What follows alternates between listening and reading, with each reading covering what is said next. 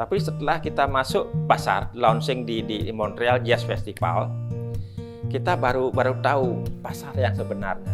Berapa sih sebenarnya harga gitar kita standarnya untuk bisa diterima oleh musisi internasional. Dan cara ini membuat setiap gitar yang dia punya itu punya keunikannya sendiri-sendiri, punya ceritanya sendiri-sendiri, dan tentu saja ini menjadi nilai intrinsik yang membuat harganya menjadi lebih bernilai. Langsung pemberian dari maestro Pak Wayan Tugas, nggak mungkin lah saya jual.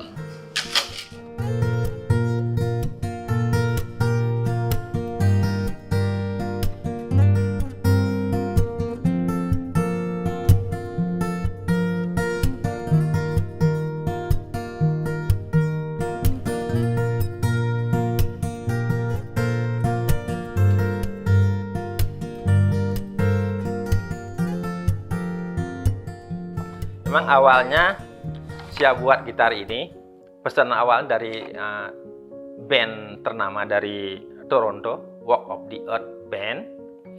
Dia punya ide dalam satu media ada 5 instrumen, yaitu harpa, gitar, ukulele, kalimba, dan washboard. Jadi idenya dari dia, jadi saya buat patternnya dari kertas dulu seperti ini. Akhirnya mereka setuju dari pattern tersebut. Yang pertama itu desainnya dia sendiri yang buat, ya kita kerjakan mungkin selama 6 bulan. Ada setiap progres saya kirim fotonya, mereka sangat senang sekali. Dan sekarang gitar tersebut boleh dikatakan salah satu lagunya viral di YouTube dengan viewers 20 juta lebih. Ya memang ini kan kalau buat 3 itu kan butuh bentuknya biar bagus juga ya. Ini ada ininya biar apa? Kalau ini dilepas mungkin begini maksudnya gitu. Memang harus ada inovasi lah. Jadi gimana caranya kita buat 3 instrumen di sini biar tidak berbenturan, berapa jarak ini ada ya hitung-hitungannya lah, ada itu. Dari segi playability juga bagus dan juga suaranya juga bagus. Ini kan bodinya kan sangat besar ya. Boleh dikatakan ini sini plus ini lagi ke sini. Jadi otomatis gitar ini bersuara besar ini. Lebih besar bodinya dari gitar jumbo gitu. Ya, itu dah dari proses bahan baku kayu gelondongan itu kita pecah dulu, sekira-kira ketebalan 5 mili. Terus itu disimpan dulu di ruangan sebelah, kira-kira hampir 6 bulan, 1 tahunan dah disimpan di ruangan sebelah. Kira-kira kalau sudah kering baru kita mulai proses ke ruangan sebelah. Proses penyambungan, pengeliman di ruangan di sebelah kan ada. Ini kayunya dilem jadi satu. Terus dibentuk motif bentuk gitarnya. Ini untuk backnya, untuk side-nya juga seperti itu. Terus diamplasin biar kira-kira sampai 2 atau 3 mili. Kemudian dibentuk seperti ini. Setelah itu diikat pemasangan ini, parplingnya. Kemudian baru diamplas lagi. Setelah diamplas, setelah kesekian amplas total bodinya, baru masuk ruangan sini di finishing. Finishingnya kita juga pakai tangan, nggak pakai mesin. Kita finishingnya pakai sirlak dulu, sirlak beberapa kali, kemudian diamplas, baru pakai trowel. Setelah pakai trowel, baru kita pasangin gambar sesuai motif pesanan customer ya. Kalau misalkan bunga, kita tempel gambar bunga. Kalau binatang, tempel gambar binatang. Seperti itu, baru diukir. Setelah selesai diukir seperti ini misalkan, ini baru selesai backnya, sampingnya belum, baru kita pemasangan necknya disambung, pembuatan necknya di ruangan sebelah, di setting ini ketinggiannya. Setelah itu baru dilem. Kira-kira 2-3 bulanan kita untuk satu gitar. Itu yang motif-motif biasa. Kalau ada motifnya agak rumit seperti barong, kita hampir 5 bulan 6 bulanan kita kerjakan.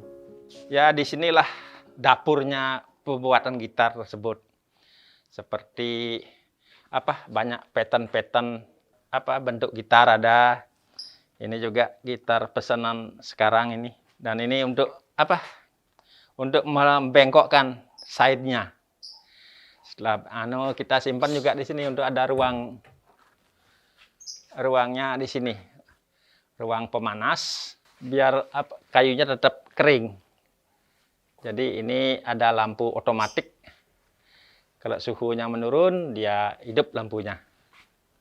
Ini terbuat dari kerang mutiara.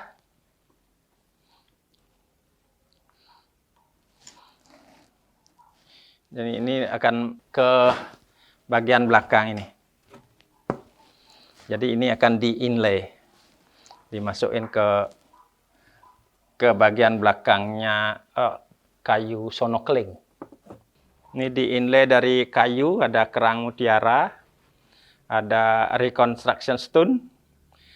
Mungkin dijelaskan di sini, ini neck untuk body gitar barong.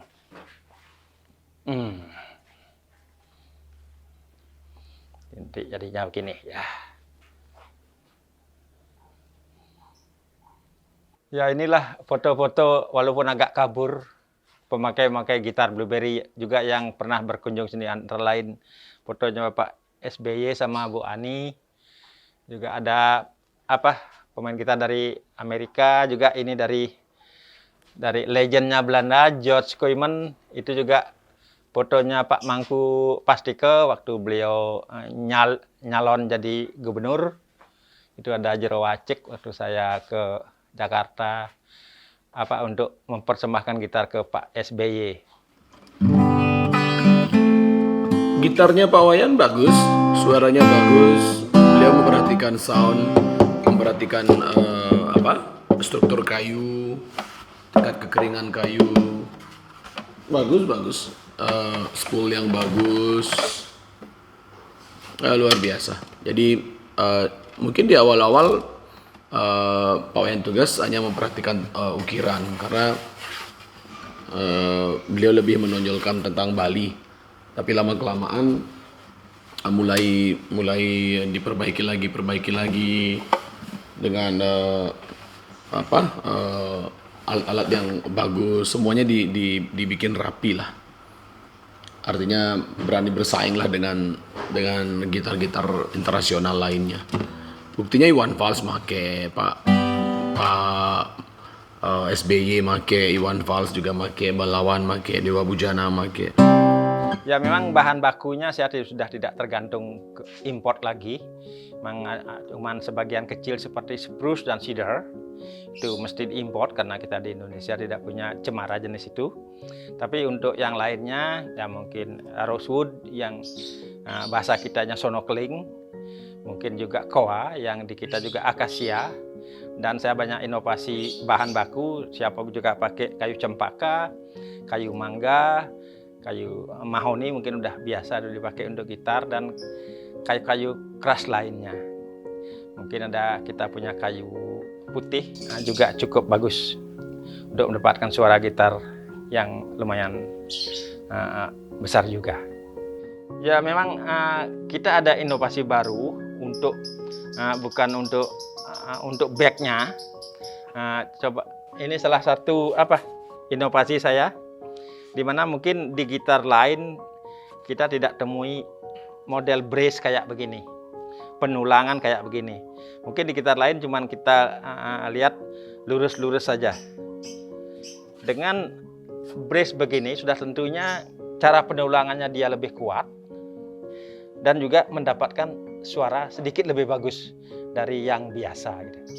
Dan dalam hal ini saya pernah didebat sama luthier dari Amerika, di mana dia itu masih betul-betul luthier yang tradisional gitu. Jadi dia tidak mau berubah apa yang gurunya ajarin sama dia.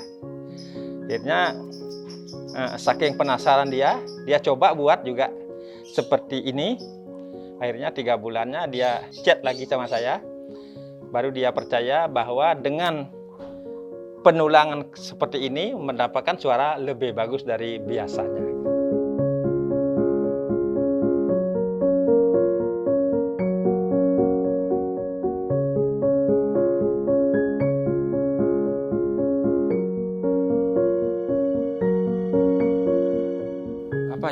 saya tidak berharap banyak ya, karena dan juga saya tidak punya keinginan yang banyak ya, kayak saya cuma menekuni pekerjaan saya.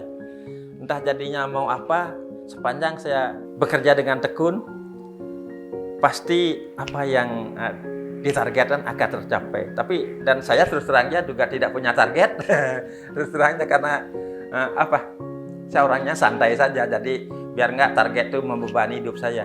Ya mudah-mudahan dengan apa yang saya tekuni, ibaratnya seperti bunga itu sendiri, kalau udah berbau harum, pasti dengan sendirinya lebah dan kumbang pasti datang. Seni Timur. Selalu kalau dengar dari cerita Pak Wayan, saya selalu ingat begitu banyak cerita-cerita bahwa sebenarnya di balik sebuah inisiatif itu pasti ada satu kata kuncinya, namanya kolaborasi.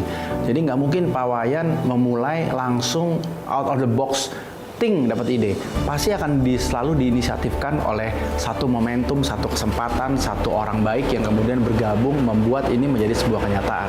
Nah, ini adalah momen yang seringkali kita tidak bisa kontrol, tapi dalam perjalanan hidup kita akan ketemu dengan momentum-momentum ini, dan kalau kita bisa menemukan momentum itu dan sabar, kita pasti akan bisa jalan. Pak Wayan Tugas berperanan penting ya untuk industri musik Bali, khususnya kesenian Bali.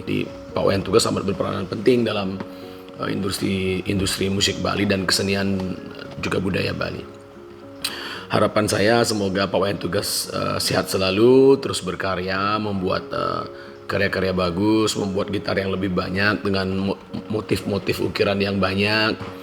Bisa terus dikenal di mancanegara, di seluruh dunia, di Bali, dan putra-putra Bali tahulah bahwa ada maestro keren di Bali yang bisa membuat gitar sekelas dunia.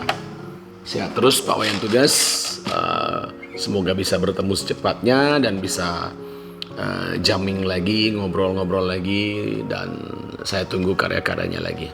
God bless you.